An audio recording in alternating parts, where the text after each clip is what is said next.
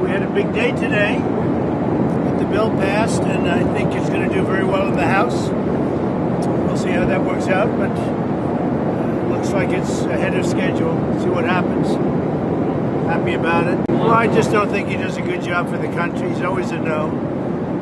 I call him Rand Paul Jr. He's always a no.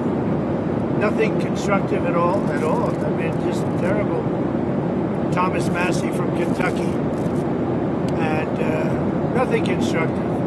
I don't think he's a very smart guy. Good education, but that's about it. I don't care about it. I don't think about him. I mean, when I oppose somebody, and for some reason the voters, almost always, they seem to go along with me because they know I'm working hard. I have a nice high IQ.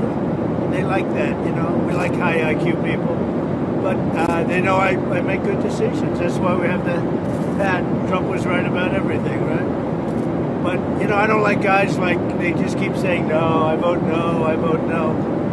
There's nothing. Let him do something. Let him get what he wants to vote yes. But if you look at his voting record, it's always against. I felt the Senate was going to be tougher than the House. We got there. We got pretty much what we wanted. It's an amazing package. It's the biggest bill ever passed if we get this done. Most of the people wanted 7 or 8 different bills. And I thought that was tougher because it'd be 100%, but then there'd be nothing. This bill has something for everybody by doing it this way. So we're happy about it. We're happy with the result. Mr. President, are you thinking of extending the pause on tariffs beyond July 9th? No, I'm not. I'm not thinking about the pause. I'll be writing letters to a lot of countries, and I think you're just starting to understand the process. We've dealt with Japan. I'm not sure if we're going to make a deal. I doubt it with Japan. They're very tough. You have to understand they're very spoiled. I love Japan.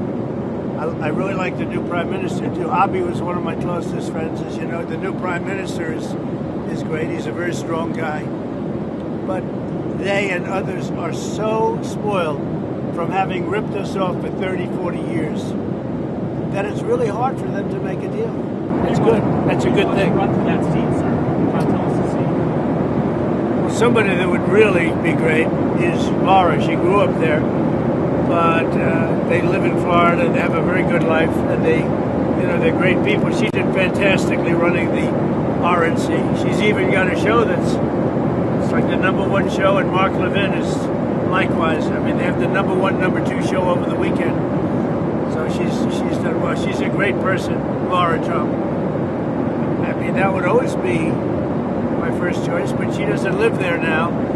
But she's there all the time. Her parents are there. She really knows North Carolina well, and I won it 3 times. I don't know who the candidates are going to be. I think you're going to have one of the congressmen step up, and we should do very well. Bye.